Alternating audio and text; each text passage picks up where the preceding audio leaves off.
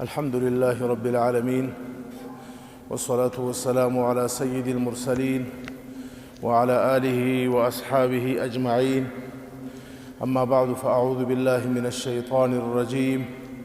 بسم الله الرحمن الرحيم. هو الذي خلق من الماء بشرا فجعله نسبا وسهرا وكان ربك قديرا. وقال النبي صلى الله عليه وسلم: المرأة إذا صلت خمسها وصامت شهرها وأطاعت بعلها فلتدخل من أي أبواب الجنة شاءت، أو كما قال صلى الله عليه وسلم. درود شريف ويس. اللهم صل على محمد.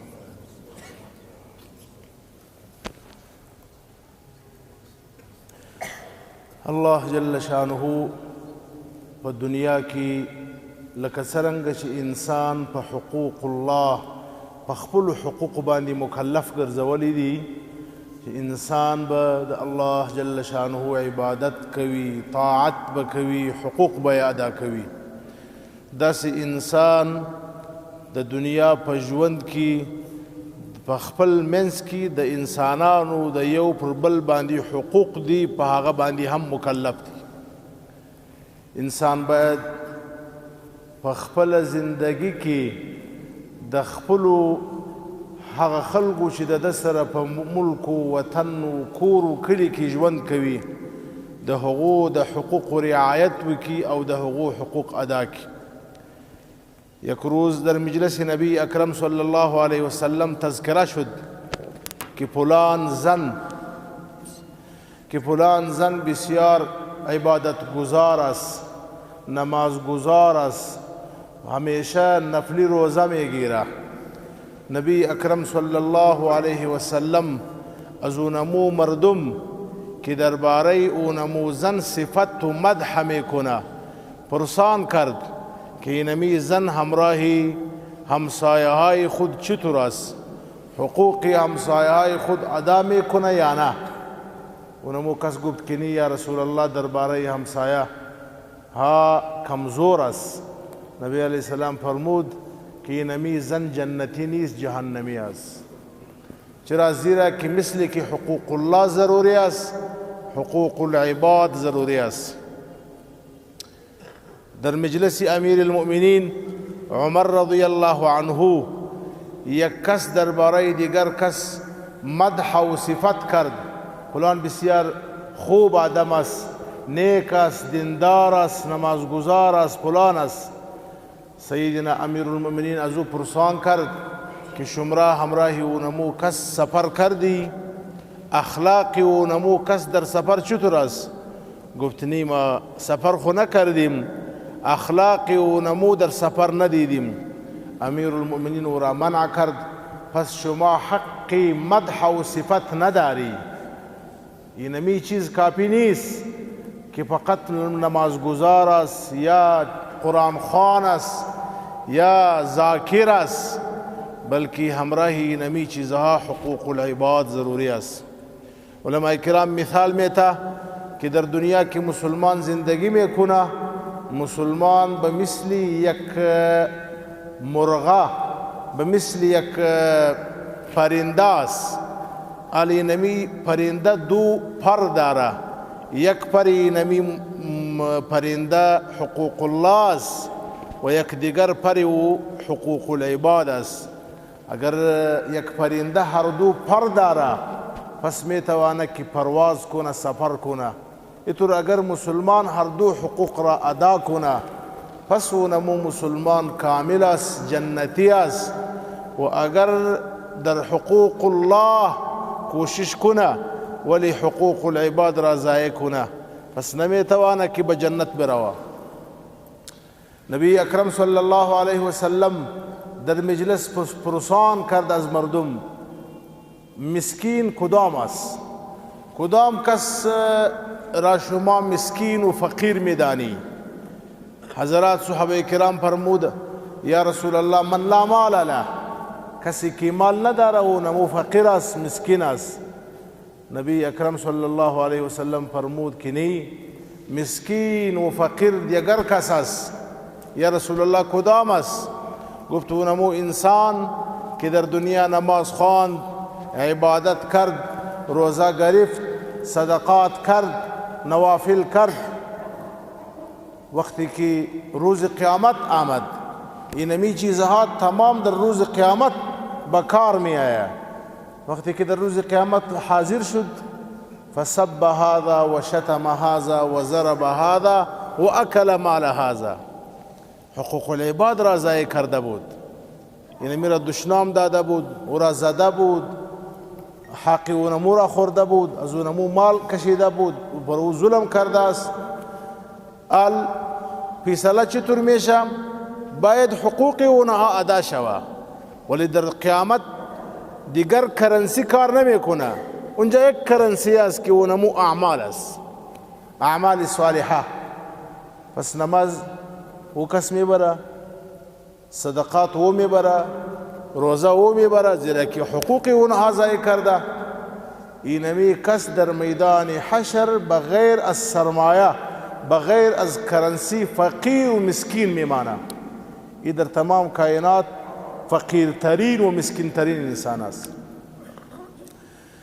وقت کم دی، فقط نن غواړم چې د حقوق العبادو په سلسله کې یو مهم حق چې هغه د ښځې او د خاوند زندگی ده، دې ته یو لږ اشاره وکړو، یو لږ حصه یې د قرآن او سنت څخه بیان کو.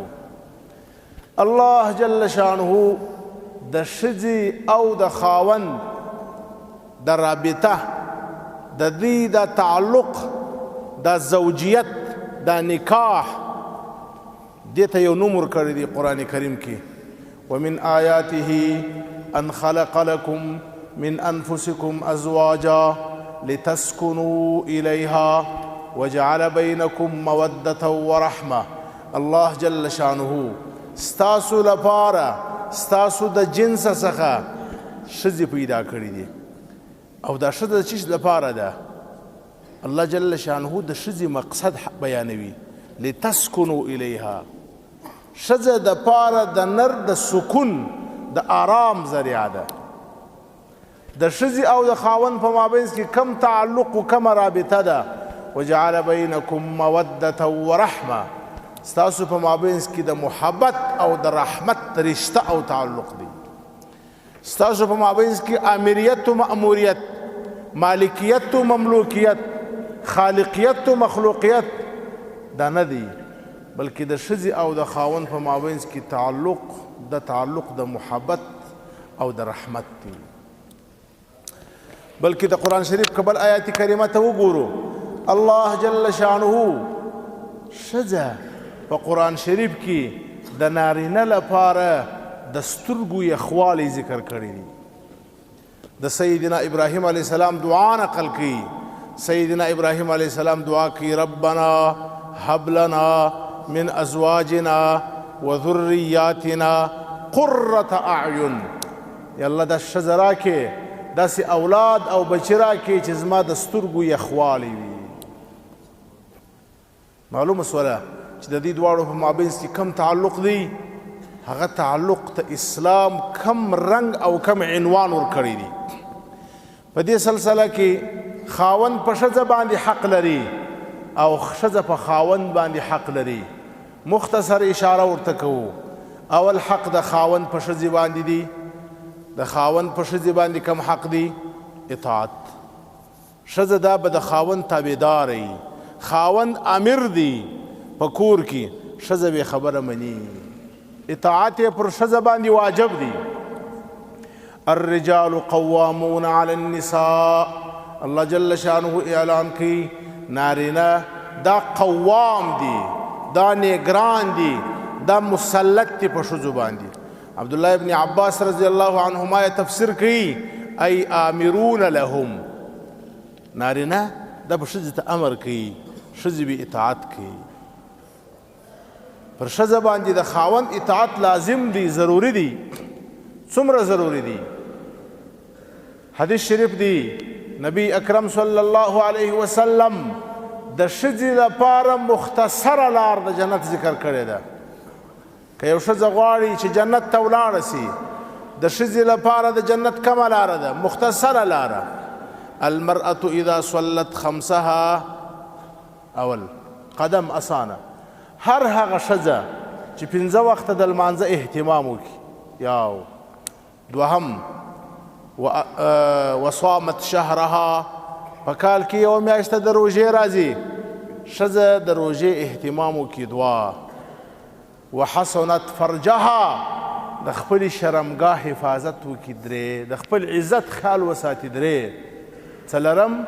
واطاعت بعلها، د خپل خاوند تابعداري وکړي، د خاوند امر ومني، تابعداري وکړي.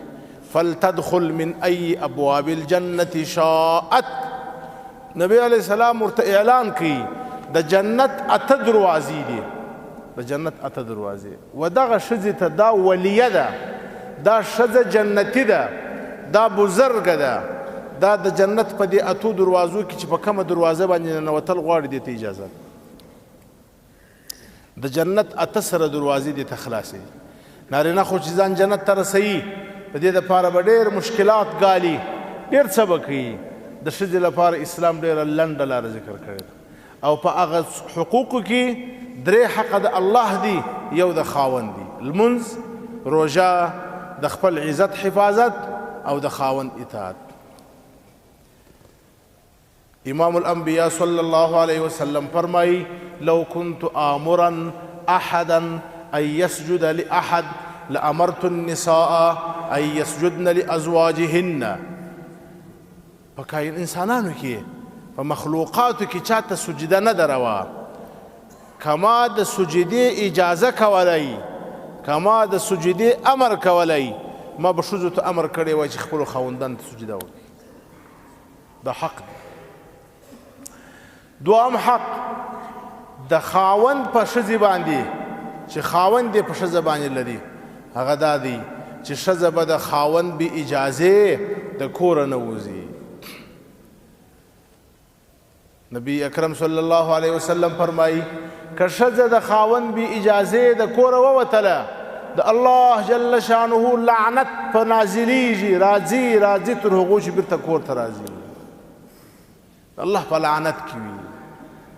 وقرن فی بیوتکن، ښځو په کورو کې کښېنئ. ولا تبرجن تبرج الجاهلیة الاولى، د پخوانیو د کافرانو ښځو غوندې د کوره د خاوند بې اجازې او بې پردې مه راوځئ. دا د خاوند حق دی. بل حق د خاوند په ښځه باندې د شریعت مقدسه بیان. نبی اکرم صلی الله علیه وسلم بیان کوي چې ښځه خاوند پر ښځه بل دا حق لري، وان لا یطأ فراشه، ښځه به و کور ته د خاوند و کور ته به د خاوند بې اجازې څوک نه پرېږدي. هر هغه څوک چې د خاوند اجازه نه وي، ښځه حق نه لري چې هغه سړی کور ته راپرېږدي، بې اجازې به نه پرېږدي کور.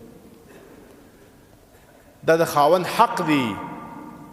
بل حق شریعت دا بیان کړی دی و ښځې ته و خاوند ته پر ښځه باندې چې خاوند دا پر ښځه باندې دا حق لري چې ښځه به د خاوند راز نه پاشي، ښځه به د خاوند د راز حفاظت کوي. بل حق شریعت د خاوند دا پر ښځه باندې دا بیان کړی دی چې ښځه به د خاوند د مال حفاظت کوي. د خاوند د مال حفاظت دام د ښځې ذمه ده، د خاوند د کور حفاظت دام د ښځې ذمه ده، د خاوند د عزت حفاظت چې هغه خپله د دې بدن دی دا هم د ښځې وظیفه ده. دا حقوق د اسلام مقدس دین و نارینه ته په ښځه باندې ورکړي دي. خو البته د اسلام مقدس دین بل طرف ته و ښځې ته پر نارینه باندې هم حق ورکړی دی. ولهن مثل الذي عليهن بالمعروف، لکه څنګه چې ته حق لرې داسې دا ښځه په تا باندې حق لري. دا ښځه په تا باندې حق لري. کم حق دی؟ اول حق شریعت ښځې ته دا ورکړی دی چې کله یې کور ته راولې بغیر مهر به یې نه راولې، مهر دا د ښځې حق دی ورکوی دی.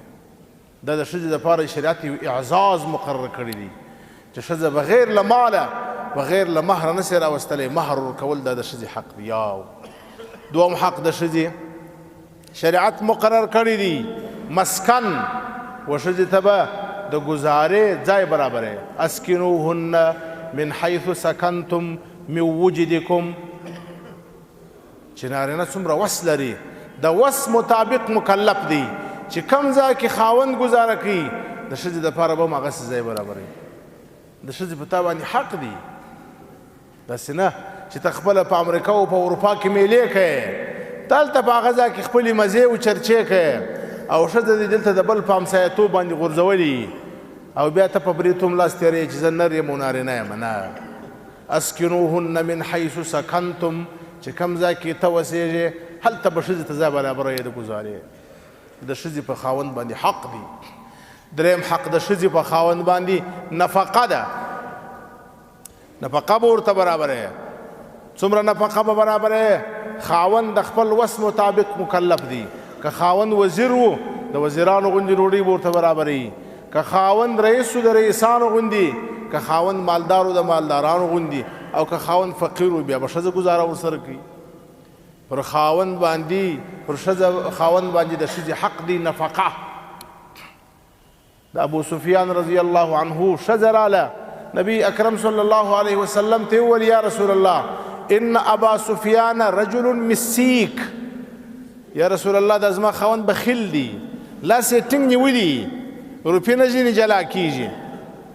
نو که زه داسې وکړمه چې د خپل ځان د ګزارې لپاره یا د خپلو ماشومانو د بچانو له ګزارې لپاره د ده د مال څخه پټ د ده بې اجازې دومره شی واخلم چې زموږ ګزاره پکې څنګه دی؟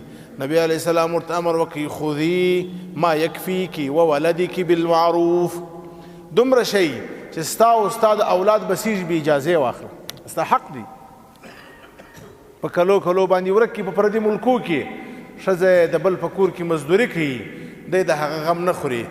دا کمزوري بې همته نارینه دي، دا باید حق ادا کړي. او چې په ځان کې دا توان نه ویني، چې ځان کې دا توان نه ویني، نو بیا دې واده نه کوي. چې واده کوي بیا دې د حقوق ټولو ته ځان تیار کړي. بل حق چې شریعت مقرر کړی دي ښځې لره پر خاوند باندې، هغه مهمه خبره ده. هغه مهمه خبره ده. هغه خبره دا ده چې نبی اکرم صلی الله علیه وسلم راته امر کوي ان المرأة خلقت من ضلع ایسر.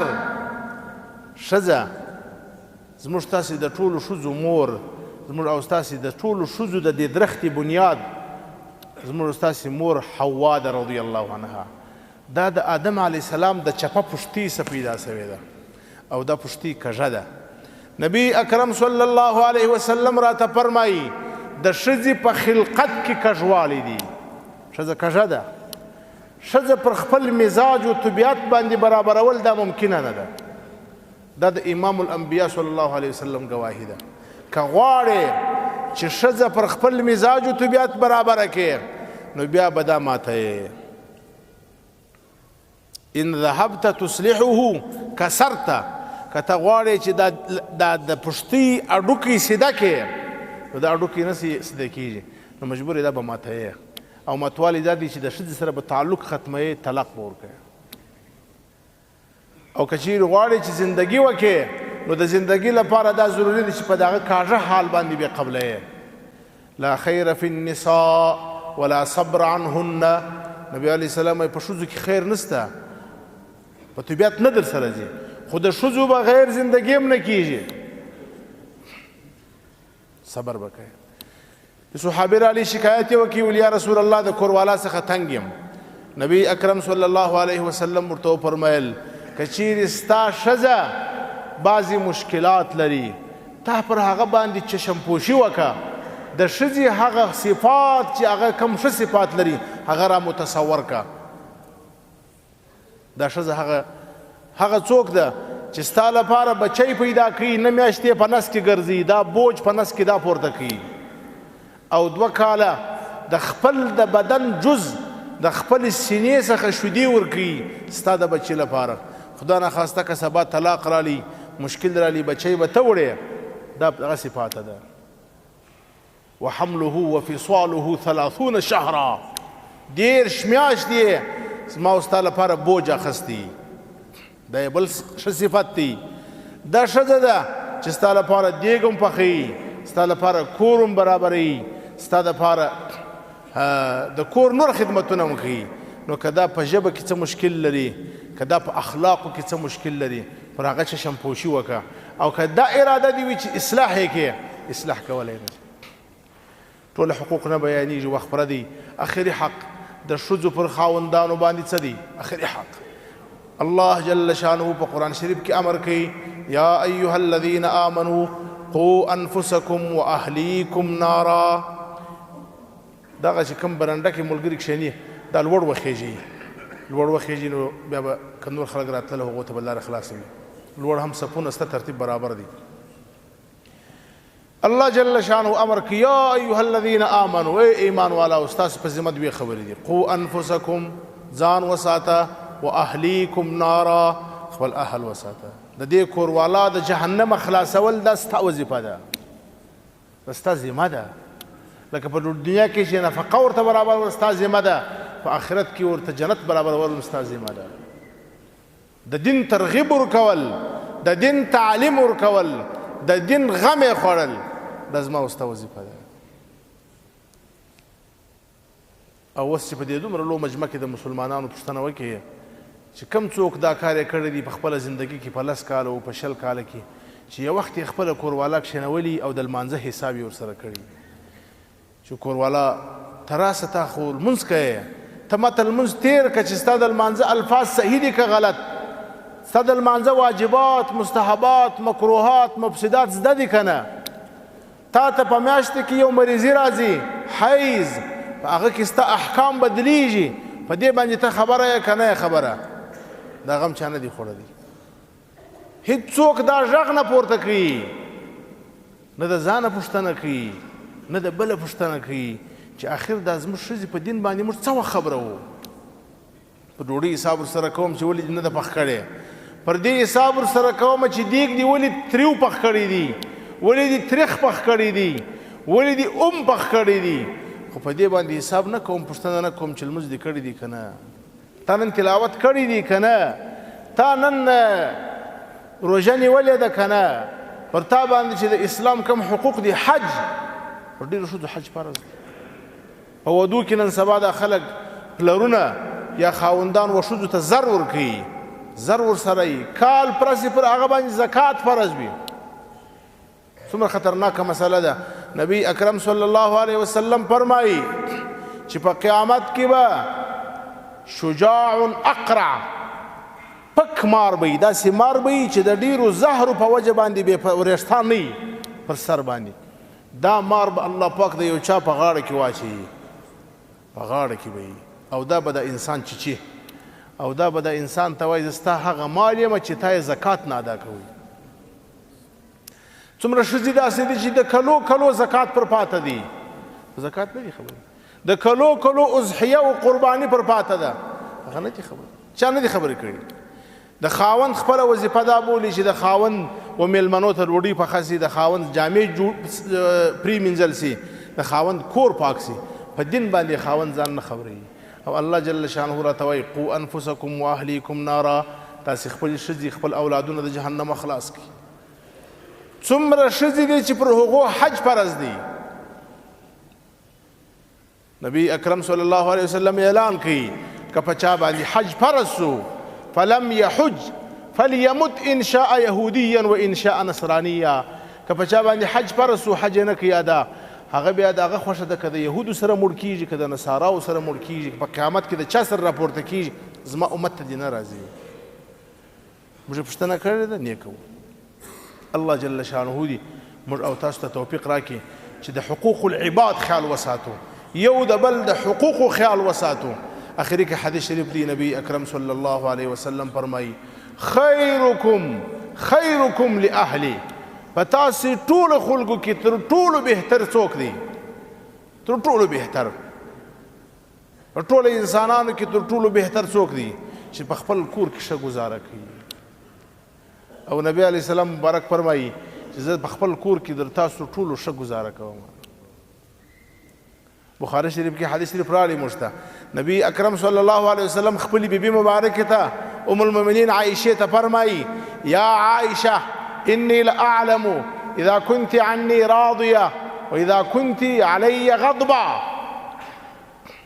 خاوند باید د ښځې سره دغه رقم وي.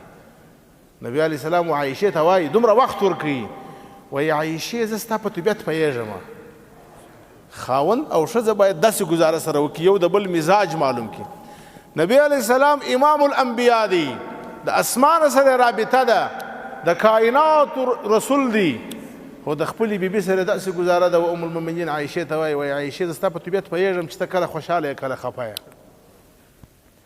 ام المؤمنین ورته وایي یا رسول الله څنګه را پوهېږې واذا كنت عني راضيه تقولين لا ورب محمد واذا كنت علي غضبا تقولين لا ورب ابراهيم. وایي چې کله ته زما سره خوشحاله یې چې په یو خبره کې قسم اخلې نو ته په هغه وخت کې په قسم کې زما نوم ذکر کوې داسې وایې چې زما دې په رب د محمد قسم وي او چې کله زما سره خفه یې بیا زما نوم نه اخلې بیا د ابراهیم علیه السلام نوم اخلې لا ورب ابراهیم وایه. المؤمنین ورته وایي چې زما دې قسم یا رسول الله بالکل دغسې ده. نبی علیه السلام د ام المؤمنین په کور کې نوبت دی د بلې خونې څخه د بلې بیبي د خونې څخه یو منځه راغله د هغه خونې څخه هغو د کتغ یو شی راستولی و شوروا یو شی راستولی و. ام المؤمنین ته غوسه ورغله هغه منځه یې په سوک وواله د بخاري شریف حدیث دی هغه کاسه جنې په ځمکه ولوېدله ماته سوله.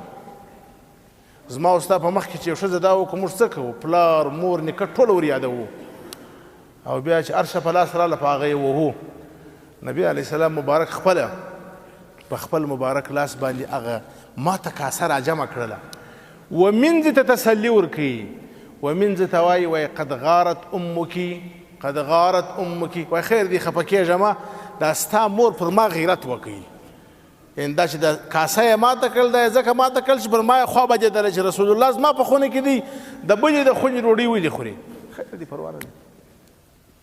نبی علیه السلام په سفر کې دی په سفر کې به د نبی علیه السلام سره بیبیانې مبارکې ورسره وې تنها سفر نبی علیه السلام نه د حج کړی دی نه د جهاد کړی دی ورسره به وې دا یو سنت دی خلکو پرېښي دي او د نبی اکرم صلی الله علیه وسلم عادت شریفه دا و چې په سفر کې به د قافلې تر شا تلي ټوله قافله به تر مخه و نبی علیه السلام به تر شا تلي.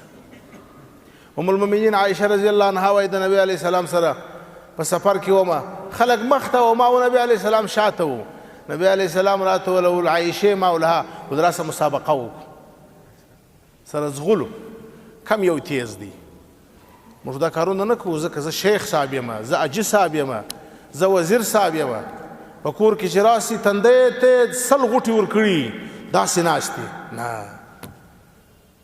خیرکم خیرکم لنسائه په تاسو کې بهتر هغه دی چې په کور کې ښه ګزاره وکړي.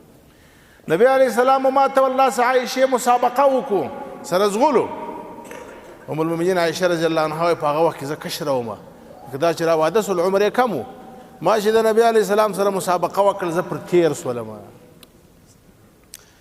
بیا ډېره زمانه پس بیا یو وخت داسې موقع راغله نبی علیه السلام راته وویل عایشې مولها بل مسابقه نه کوو ځغلو نه ما یا رسول الله کوي چې کله مو بیا ورسره وځغستله په دا وخت کې زما بدن دروند سوی و په بدن مې غوښې ډېرې سوي وې نبی علیه السلام تر ما تیر سو نو نبی علیه السلام چې تر ما تیر سو زه خفه سولم چې خفه سولم نو نبی علیه السلام مخ راواړو ویل خیر خفه کېږم هذا بتلک دا مې د هغه وارې در څه واخیستې ته چې څو کاله مخکې تر ما تېره سوې وې اوس زه در تا تېر سولم. دا حسن سلوک دی په خپل کور کې الله جل شانه دې موږ او تاسو ته توفیق راکړي چې په خپل کور کې ښه زندګي وکړو. اقول قولي هذا واستغفر الله لي ولكم ولسائر المسلمين.